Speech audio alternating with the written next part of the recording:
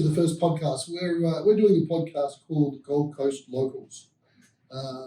It's a brand new concept for us. It's a brand new thing. It's a brand new venture.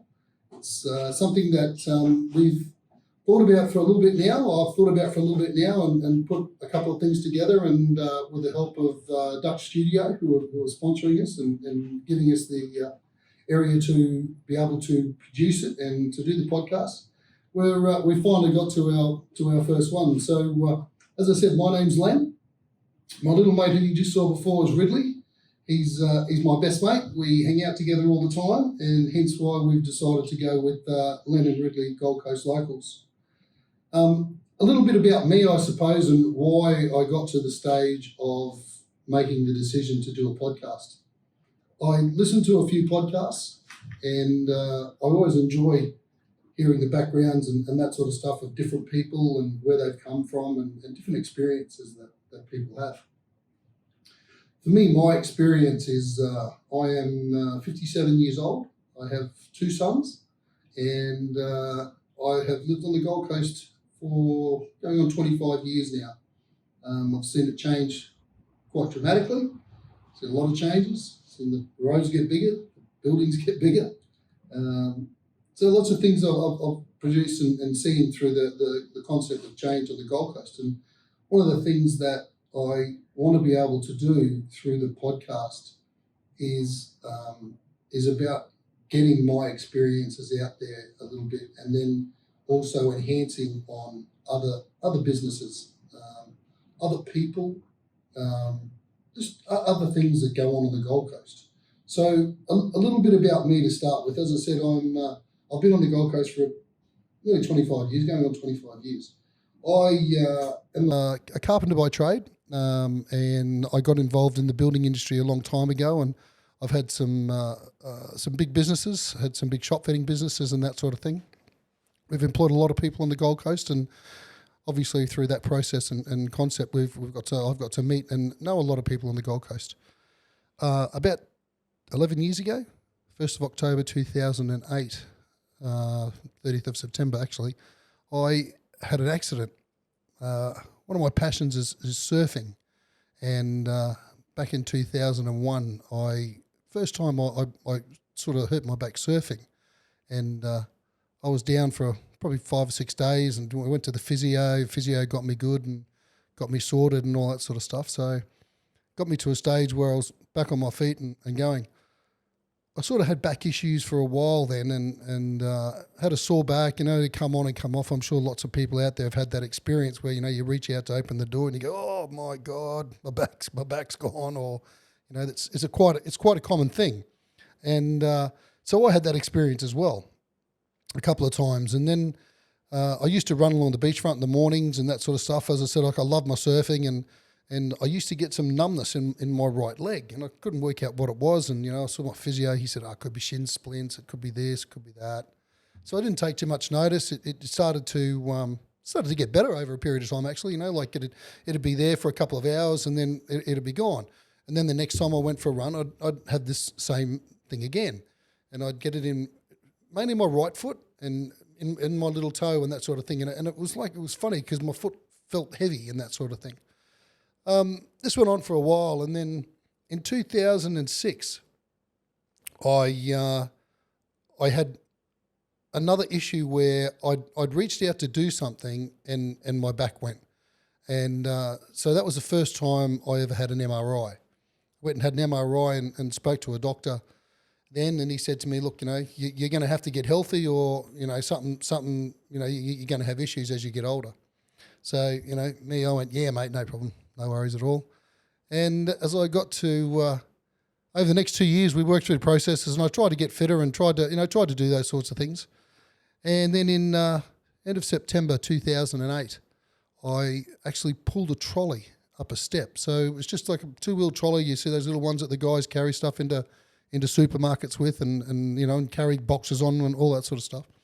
So I pulled the trolley up a step. I had 3 boxes on it, and I had them on the trolley specifically because I didn't like to pick things up because I was wary of my back.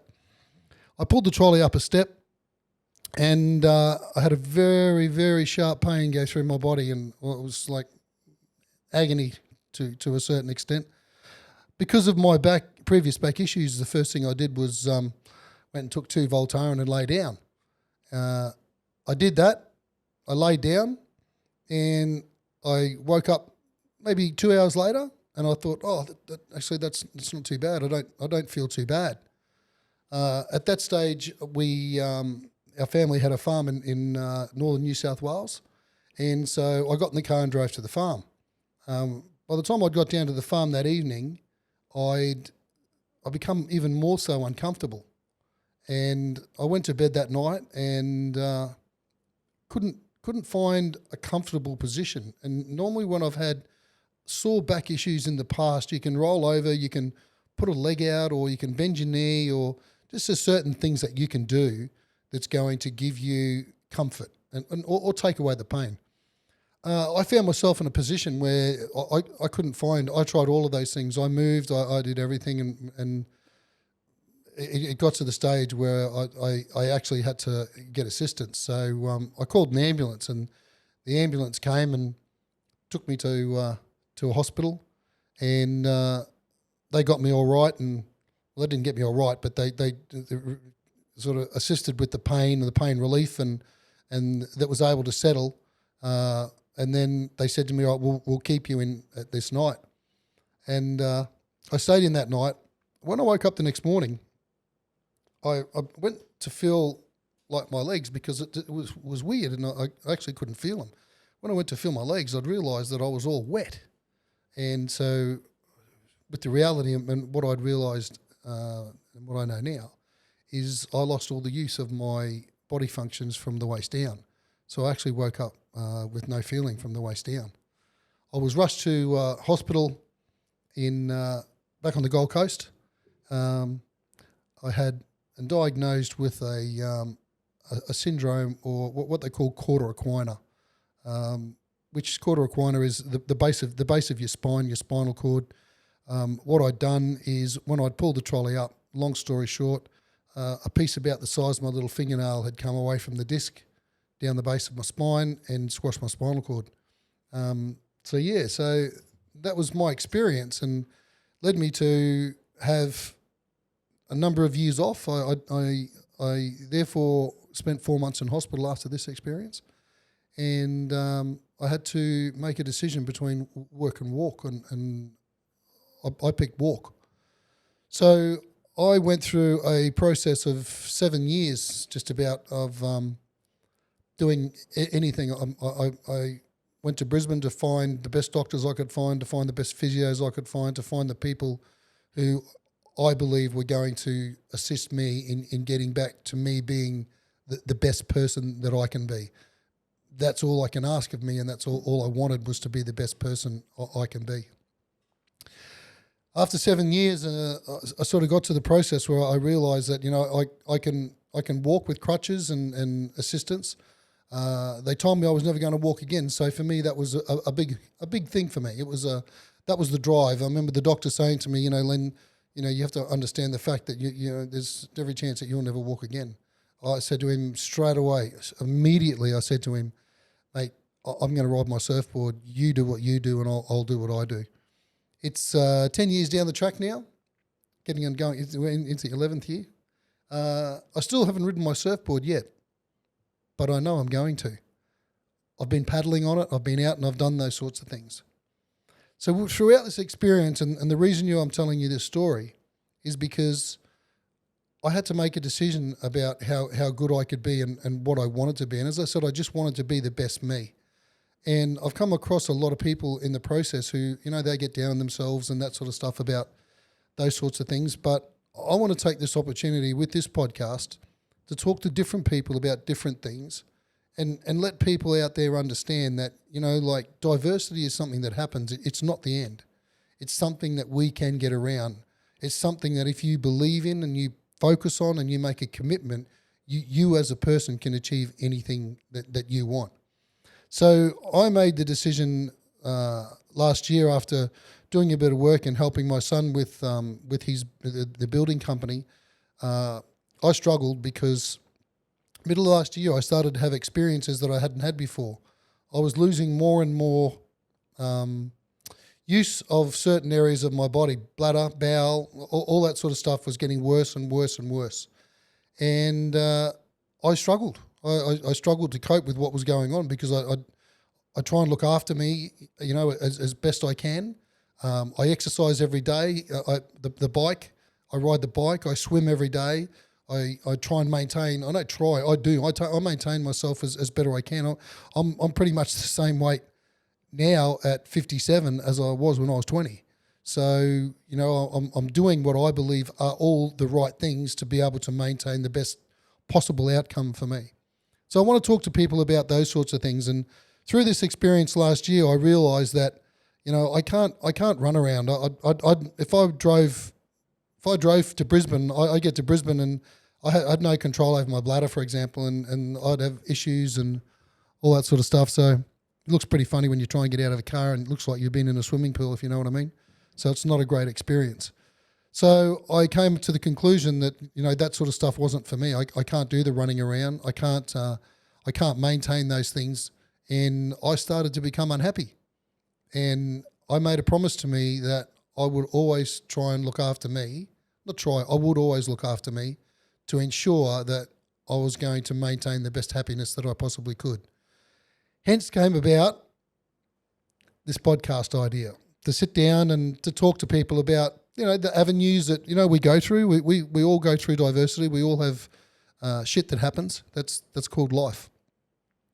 During this process, I had a little dog who, when I got out of hospital 10 years ago, my family gave me a little blue staffy. He was about the size of my hand. He sat in my hand, and when I came out of hospital, they said to me, "Oh, by the way, this is Sonny."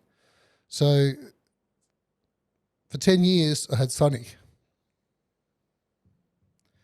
Sonny passed away September 2008, I think, 8. Hence, as he was going over the Rainbow Bridge, he introduced me to this fella here, Ridley. Ridley, you. So Ridley's become like my mate. He's I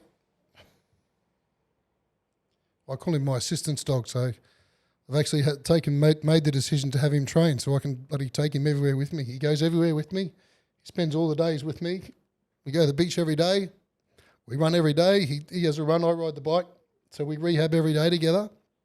So him and me are, it's funny because I call him, he's a rescue dog.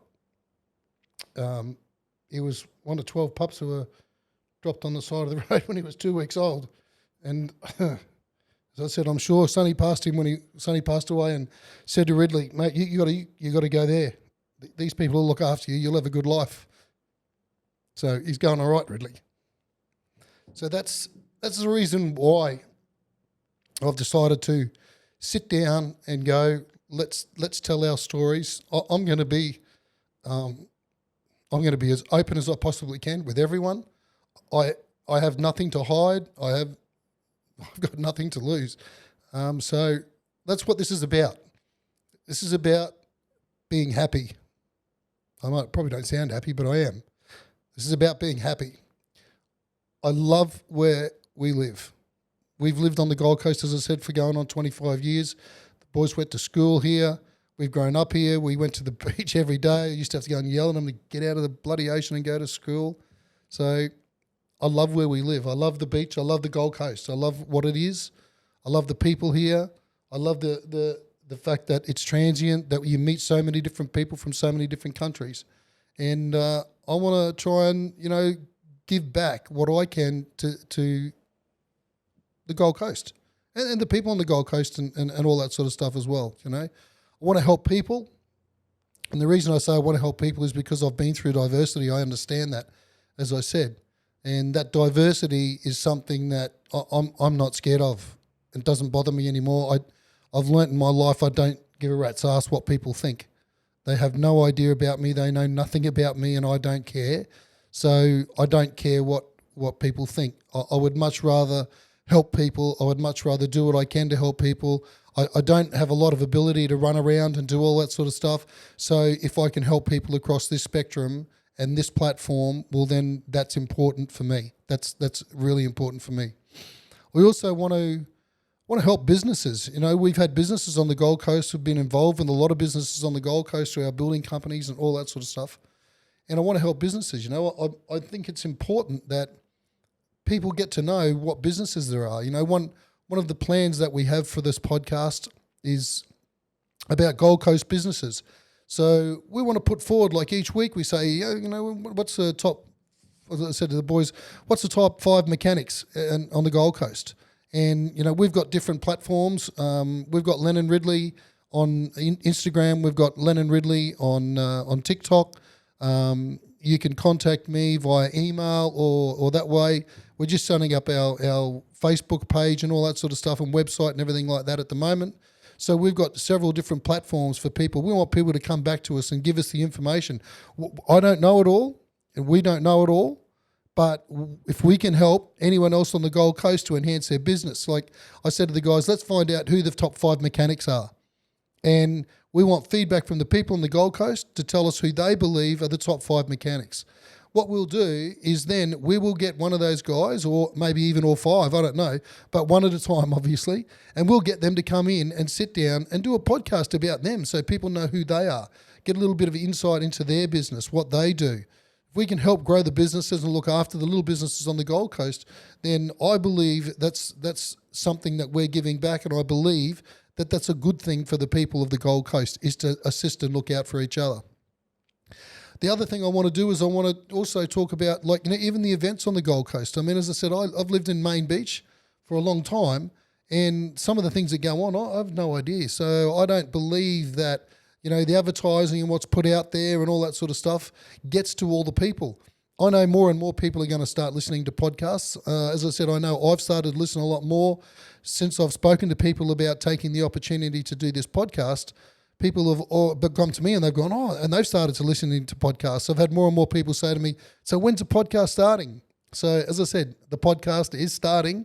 So, you know, anyone or any small clubs, anything like that who are having events and that sort of stuff that they'd like to let people know, by all means, please. We're here for the community. That's what we want to do. I want to be able to say all the good things about the Gold Coast. I don't want to say too many bad things, but, you know, that's going to happen. Some of the things on the Gold Coast annoy the shit out of me. So, you know, we'll get through that. One of the other things I want to do that I think is important too, as I said, I've got 2 sons. One of my sons is involved in the music industry. And, you know, I know how many young guys that we've got and how many good young talent we've got on the Gold Coast that doesn't get a head up, you know, like, you know, they really struggle. So, you know, I want to be able to put out there, they're playing here, they're listening to that, this is what's going on. So, you know, in the future, there's some of the things that I want to bring forward. I want to enhance the local talent and give those kids the best opportunity that we can possibly give them to have other people hear them. You know, if someone's got a gig on, they want someone to play, maybe we can, you know, help a few people out. That, for me, that's what this is about. Surfing, I'm avid, love surfing. You won't find me, but I'll be up at like 4, 3, 2, 1 in the morning, depending on where the surfing's on, whether it's at Chopes or wherever it is, just watching the surfing. I love surfing. I love the way surfing has evolved over the years. You know, from the days back as one of our local boys, Shane Horan, you know, and it's come through to, you know, the boys like, you know, the Mick Fannings and the Joel Parkinsons and those guys that we have now, and the evolution into the next step of surfing. So, you know, I actually think, to be honest, I think ladies surfing has probably progressed more in the last couple of years than men's surfing has. So, you know, the Steph Gilmores and those people from the Gold Coast, you know, they're the people who I want to watch, I want to enjoy. I know quite a few of the boys, the lifesavers down here, so I've got a couple of the boys lined up to give us surf reports, updates, and, you know, things that are going on, a bit of a chat about what they're seeing's going on the beach, how things are travelling, and, you know, and all those sorts of things. So I think that's important that we can relate to what's one of our Gold Coast's tourism, you know, benefits. We live on an island, and I've travelled a lot around the world and seen a lot of things, and I can tell you, we have got the best beaches in the world. There is no doubt about that whatsoever. So as I mentioned, you know, if you want to come back and give us some feedback, if you want to ask questions, if you want to know anything, I'm going to talk a little bit about what I do for my health and my back, what I've learnt through the process and how I go about those things. You can see that happen on Instagram, Lennon Ridley Instagram. It doesn't have too much about that at the moment, but as I said, my intention now is to start enhancing as much information I can on the platforms to be able to let people understand. Anyone who has any questions or wants to know anything, please do not hesitate to ask me a question on Instagram. Come to us through TikTok, whichever. I have a new email account. It's called Len, Len, at Dux Studio, which is duxstudio.com.au. Please send me your information if you've got something going on, if you know of something, if you need to get something out there or anything like that. Please don't be nervous about hitting me up through by email or anything like that as well. So that's who we are. That's where we're at. I hope you guys enjoy this journey and this venture that we're undertaking, because, as I said, for me, it's important, and I'm looking forward to giving back. I've got some great guys who are going to be involved in this with me. You'll get to meet them as we go along and talk about a few more things. And so I hope you guys enjoy. Welcome to Lennon Ridley, Gold Coast Locals. So, what's up, Ridley?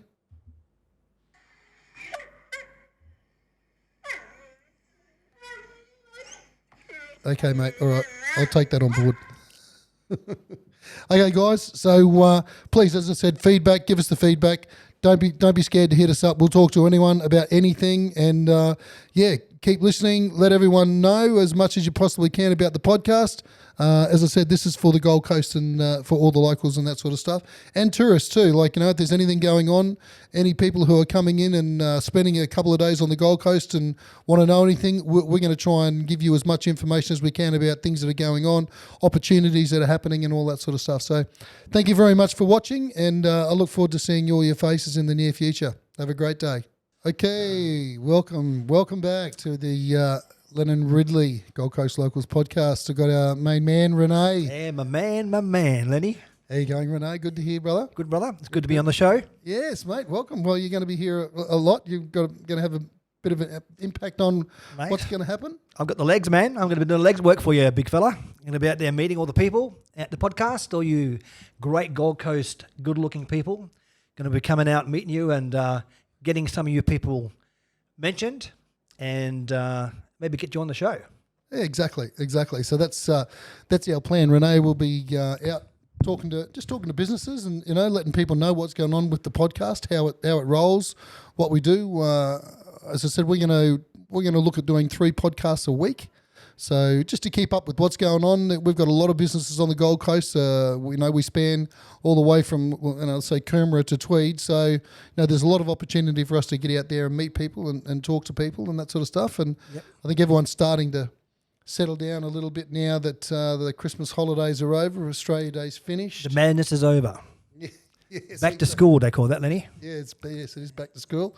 I'm actually enjoying it because I've had a bit of assistance from a guy who I've never met before, and he's helped me to get a new push bike. As you know, I ride my push bike every day. Yeah, and it got stolen. Yes, it got stolen. Bloody hell, like the third one. Little grubs, mate, aren't they? Hey, grubs, beware. Jeez, if I tell you if I can find him, bloody, I couldn't catch him. I'm going to send Ridley after him. Yeah, Ridley's after him. Hey, Ridley, you got his scent? Yep. Yeah. Well, it's Ridley's bike. As soon as he sees the bike, he goes, "You little ripper, we're off for a ride." So he loves having a run around. But yeah, no, that's right. Like 3 bikes I've had bloody nicked. It's a bit high end bikes too, mate. $2,000 bikes. They're not cheap. No, that's right. I one of the things, as I mentioned in the earlier part of our podcast, is I love surfing, and so the beach for me has always been a go-to place. I'm a Cancerian, so they tell me that Cancerians are water people. So that's that's all important. You look like a water person. Yeah, whatever. So they say that I like to go to the beach. I want to go to the beach, and I can't because I have no dorsiflex or plantar flex in my ankles and feeling in my feet and that sort of stuff. So I struggle to walk on the sand, obviously, as you know. So I love riding a push bike on the beach, and I've got a bike that's got big fat tyres that I can ride on the soft sand. That helps me with my my core, helps me with my exercise, my fitness. my endurance and all those sorts of things. I struggle to walk long distances and that sort of stuff. So the push bike for me is it's a really important part of my day to day. It actually, I say to people, it actually makes me feel normal. It's one of the things that I can do and actually feel normal. Do you And know it's what I mean? becoming a bit of an icon for you, mate. Everyone knows you now. It is Lenny, and really, there's the bike. Yeah, well, I don't know that they know Lenny, but everyone looks at that white dog and they go, bloody hell, look at that dog. It's funny when you're riding along the beach or something like that, you know. It's all the girls go, wow, look at the dog, look at that dog. And all the little boys go, wow, look at the tyres on that bike. But I love riding along the beach. And as I said, you know, makes me feel normal and puts me out there. So, yeah, so to have my, you know, as I said in the bulletin, you know, I really lost my independence because I need that. As you know, as I said, I can't walk long distances. I can't do those sorts of things. So it's a big struggle for me. It's a godsend, man, for you. Yeah, so the independence, and I know when I had my spinal injury, you know, 10, 11 years ago, that was the biggest shock for me, was actually the loss of my independence. That, you know, that took me a long time to get over. That, you know, I couldn't just pick things up. I couldn't do it. I couldn't do what I wanted to do. So so that was a big shock. That bike keeps you fit too, but that's a good exercise. Oh, absolutely. And I mean, and you know, one of the things about having a back injury is being able to maintain a good level of fitness. Yeah, low impact. Low impact. It's really important. I mean, that's why pools are good. You know, I can't run. I wouldn't run anymore. You know, I love watching people run and seeing people run, but I also go, wow. You know, do you know how much pressure that's putting on the joints in your body? And over a period of time, as you get older, you know, those joints start to tell stories. Absolutely. So See, Lenny and I ride together. We're big fellow riders, and my bike got stolen as well, which wasn't cool, was it, big fella? no, it took what 1 day or 2 days after mine. Yep. Both bikes locked up. Yep. Both bikes locked up. Stolen. And stolen. Like, they came along and they've had to actually cut, didn't they? Yep, cut the lock. I mean, my lock was as thick as my little finger, so they've had to. You would have to have had bolt cutters to cut mine. Yeah, the little grubs, man. There's a syndicate going on, so that's pretty average. It is average, yeah. But you know, like, it's unfortunate. I know I'm talking to a little community here thing in Tedder about trying to get some cameras in the street now. Yeah, We're great going idea. to put a petition together. We're going to go to council, and you know, so like, you know, we've got enough people coming through here now. You know, we've introduced the tram. The tram's brought a lot more younger people in, which is great. I've got no issue with that. But there's more and more incidents happen. As soon as you bring more people in, there's more incidents. So, you know, I think when, you know, cameras and that sort of stuff around Tedder Avenue are probably Great idea. Are going to be of benefit. Bit of a deterrent, hopefully. Yes, bit of a deterrent, bit of a. But a grub's a grub. A grub's a grub, mate. Sorry, I've got to call it when I see it, you know. Yeah. Well, I mean, you know, if they want it, they're going to get it, aren't they? I mean, that's Yeah. always been the philosophy. It doesn't matter where you go. If they want something, they're going to be able to grab it and run. So Yeah, but if it's harder to get it, it's going to be harder to lose your of bike. course, So of course. But you know, like, you know, it's the same with insurance companies. You know, like I had my bike insured, and you know, like, they come back and they go, oh, you can't. They won't insure it away from home. You've got to have a separate policy to have it insured now away. that's crazy. Like, You've got a right. bicycle, but it's not insured if you ride it out. No, you know, but good. they don't tell you that either. They don't tell you that, you know, until you get the thing. So, you know, but that's lo and behold, you've got to come up with, you know, different circumstances, and hence why you use you know, GPS trackers or whatever, you know, to make sure that you know where the. We're going to catch that grub. Absolutely, we catch it. No worries and welcome. I mean, whoever took the last one, as you know, they were looking at it. They lined up. They knew where it was. It was, you know, all locked up and everything like that. But they went to it specifically at a specific time when they knew there was no one going to be around for that, and it would have only been a minute. They're casing you. Yeah, well, it was only a minute because, you know, as I said, like, it was parked outside a door, and the guys who were inside that particular shop weren't there for 5 minutes, and they came back and they said it was here when I left. Just And like so- that. Just like that. Yeah. Yeah. So yeah, no, it's Yeah. nice to have the bike back. You're looking good on it, Lenny. Oh, Yeah. mate, I feel much better. I can't wait to get my bike. Really loves it. That's what I was going to say. Yes, yes, yours is the next one. We Yes, get you one it's back coming. and It's coming. Get back ride. So Yeah. there's nothing better. I think it's one of the coolest things on the Gold Coast is how council has spent the money on enhancing our bike paths and tracks and all that sort of stuff. And I'm talking like from here all the way down to Cooley, you know what I Yeah. mean? Like It's awesome. we've got some absolutely beautiful places where you can, where people, mums and dads take their kids, you can go for a ride on the bike, you just kick back, you can stop at little restaurants or cafes as you're going by and have something to eat, and Yep. you can actually make a day outing, I know Ridley loves going for a ride in the pushy, Yeah. it doesn't matter where we're going. We go for a ride and off we go. He's happy as long as Yeah. he's running around outside. He's happy as. And the good thing about it is you can hire bikes, right?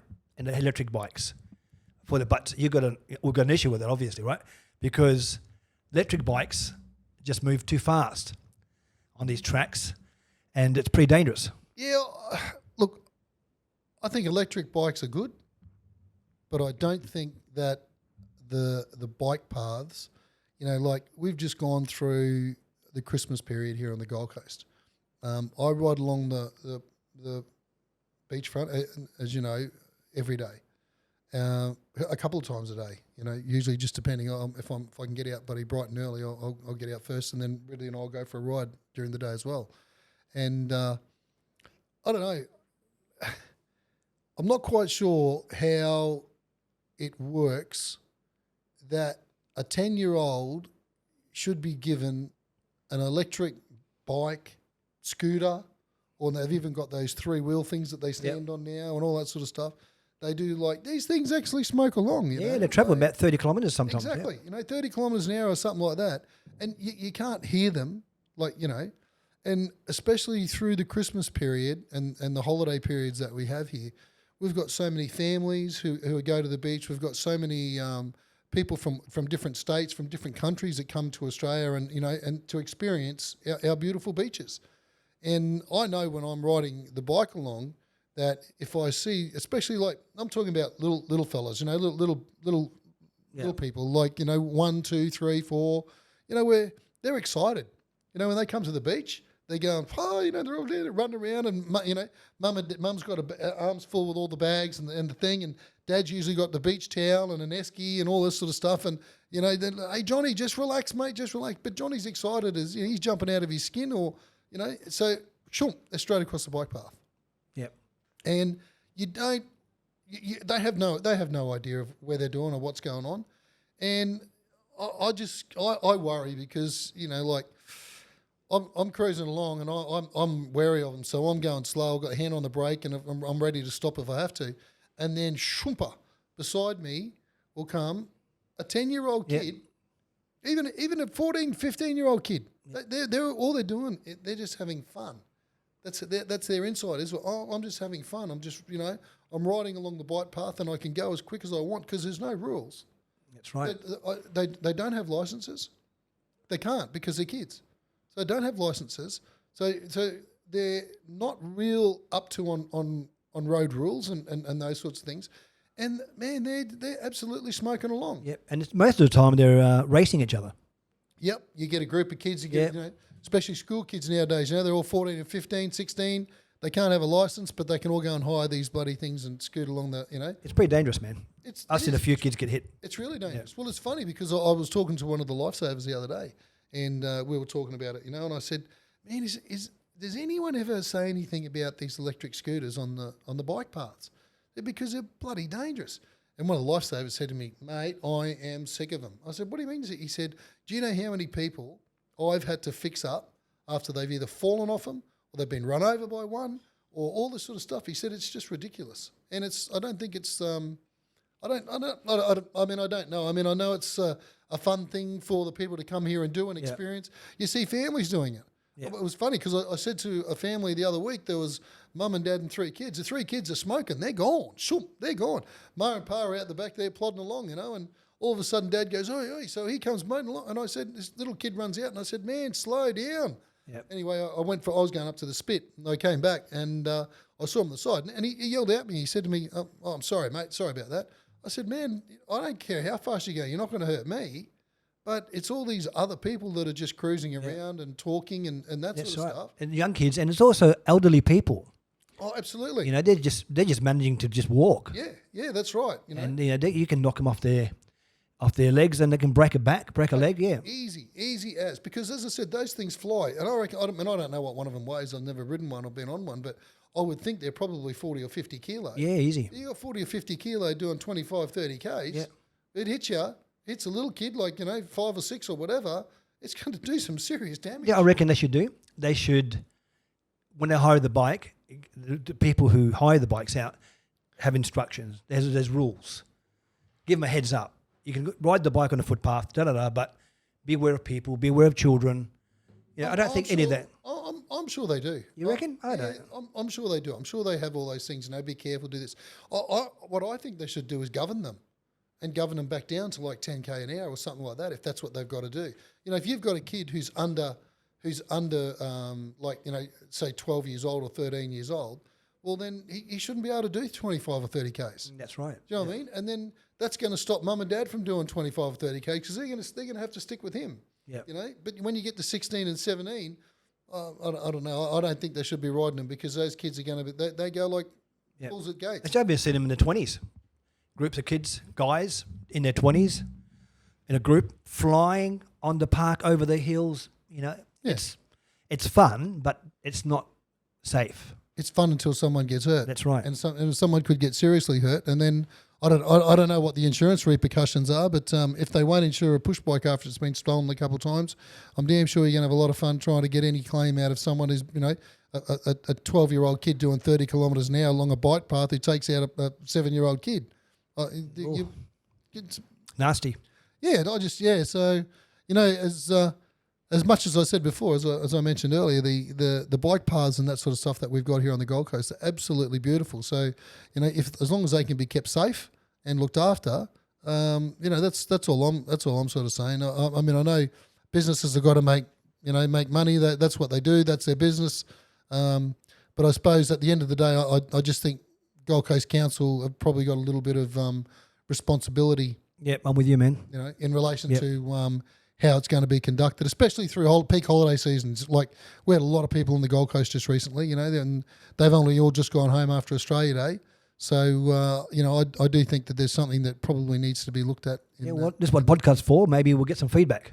Yeah, well, that's right. Yeah, I'd love to hear some feedback from people, and people who have had experiences, whether good or bad, with the riding or not riding, or people who have had accidents, and that sort of stuff. Because I think it's something that needs to be put out there.